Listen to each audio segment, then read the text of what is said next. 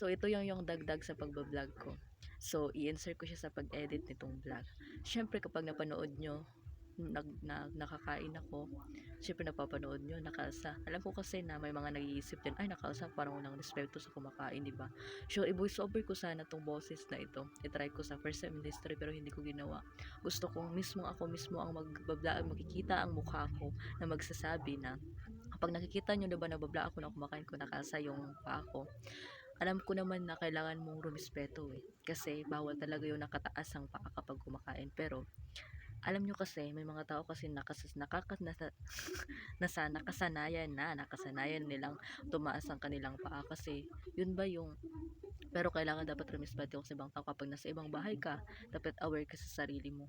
Kapag may bumibisita sa bahay mo, to sa kataas ang paa mo, so syempre may iban kasi na nasasanay na hindi nakataas pa, tapos bawal yan kasi ganyan nakataas yung paa mo.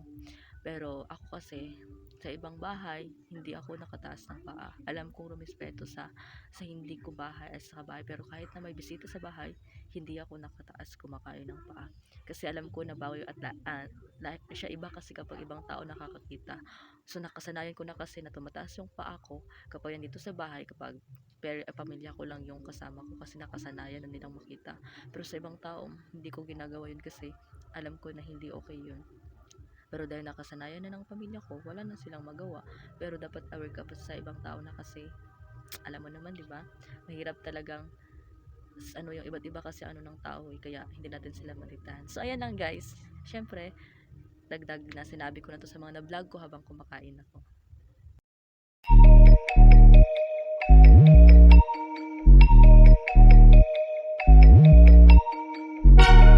Guys, welcome back to my channel. It's Merby Marinduque. For today's video, ito yung merienda namin. Kasi ang tawag itong merienda namin, isa ito sa mga street foods. So parang hindi ko naman to siya minsan na ay ngayon na nandito ko sa Jinsan, hindi ko pa ito siya nakikita na ginawang street foods.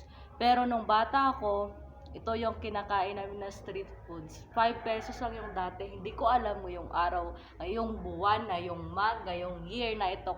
Ilan na yung yinupak na saging. In Tagalog, yinupak na saging. Yinupak na saging. In Bisaya, luyang na saging.